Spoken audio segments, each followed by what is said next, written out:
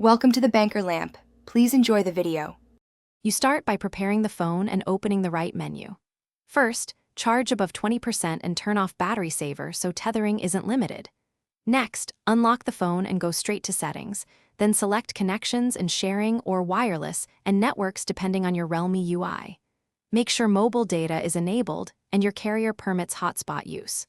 Once done, stay on the screen. You're ready to enable the hotspot itself in the next step.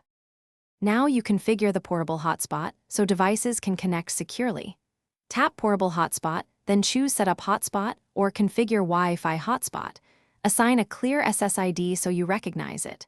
For security, pick WPA2 or WPA3 and enter a strong password. This protects your data and prevents freeloaders. If the phone offers an AP band option, choose 2.4 GHz for better range, or finally, enable the hotspot and verify connectivity. Toggle Portable Hotspot on and watch for the status or connected devices count.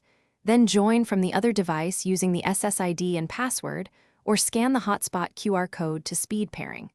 Monitor data usage while tethering and turn off the hotspot when finished to save battery.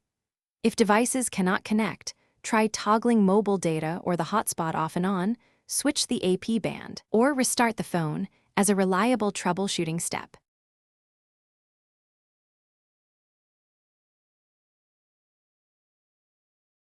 Thanks for watching. If this was helpful, leave a like and consider subscribing. See you next time.